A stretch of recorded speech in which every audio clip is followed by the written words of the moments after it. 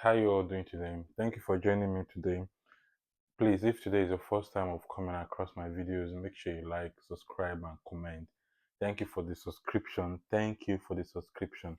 Make sure you like, comment, subscribe to my channel, please.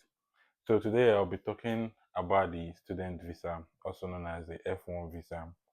Now, the F1 visa or the student visa is a visa that allows you to come into the US to study.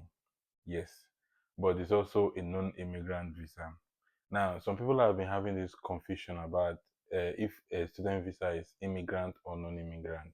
Now, F1 or student visa is a non-immigrant visa.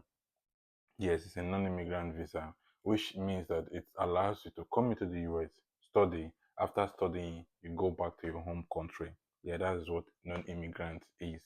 Yeah, so it's a visa that allows you to come in.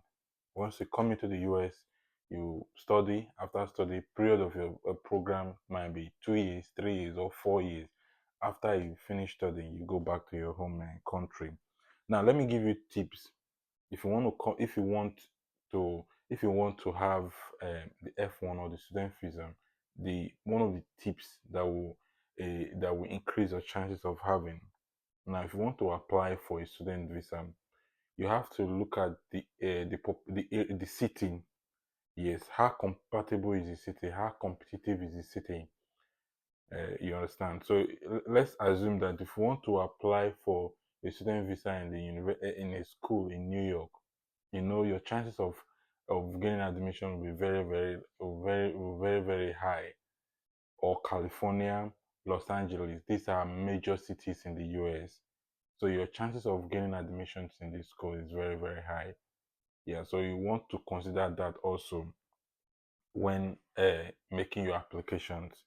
If you want to apply for a school in the US, you have to apply. Number one, you have to think about number one, the city. Number two, the population of the city. And number three, how demanding the school is. If you apply for a school in Harvard and all the rest, you know that your chances of getting admission is very high because of how demanding the schools are. These are best schools in the US.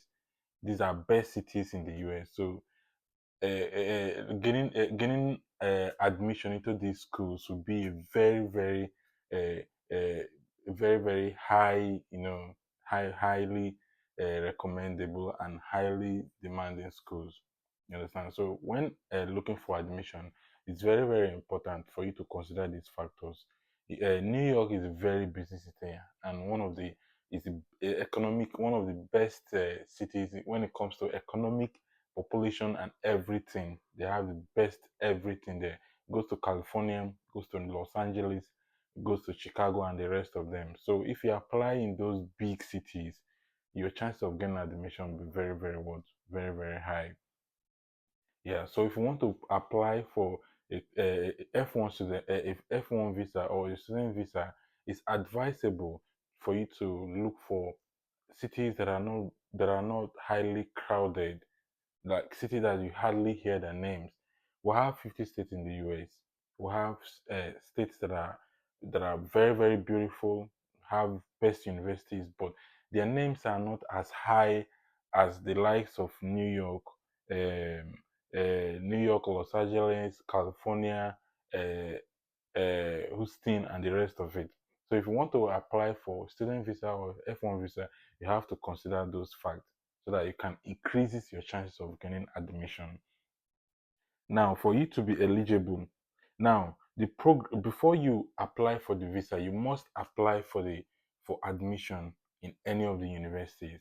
Now, let's take for instance, if you want to go to University A, you must go through the application processes.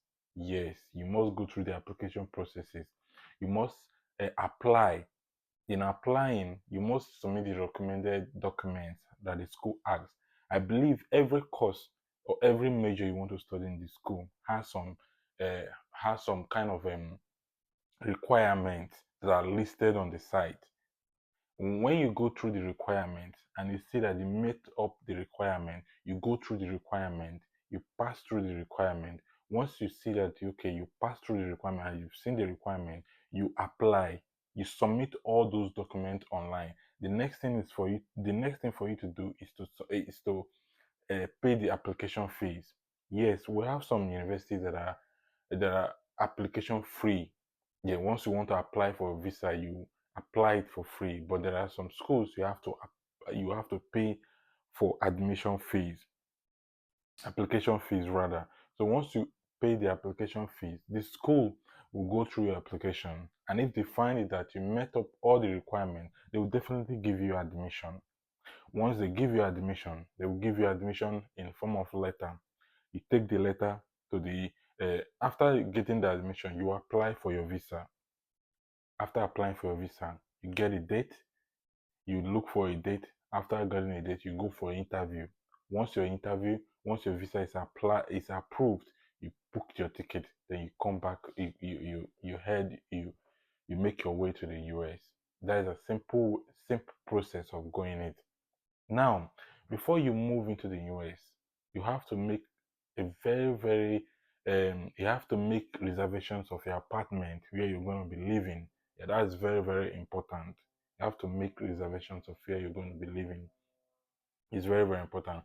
I heard there was a time I heard someone move into the US without, I don't know how he passed his interview, but he was given the visa. He came into the US without having accommodation. It caused a whole lot of trouble on himself because he had to stay in the hotel for a very long period of time, trying to sort out accommodations and all of that, which resulted in him spending more money. So you don't want to do that. Yeah. So the one of the most important thing you have to do is to look for your accommodation. Is to make sure you have accommodation ready before moving to the US. Understand? Yeah. So those accommodation is very important.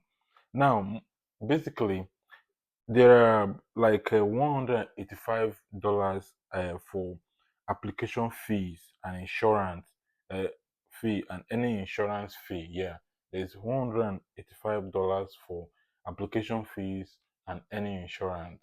Yes, there is, but it varies from state to state and from university to university. So this 185, it doesn't mean that it goes across to all the universities. Yes, it varies. It varies with insurance. That is what resulted to 185 dollars. Yes, so like I said, it varies. There are some schools that do not require application fees, and there are some schools that require application fees. So it varies. You understand? So this is what I have for you today.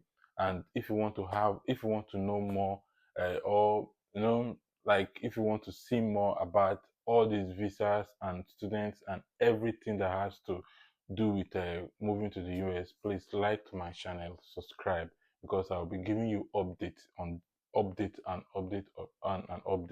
about various stuff. So you have to like, subscribe, please subscribe to my channel if you haven't done so. Thank you, and God bless you.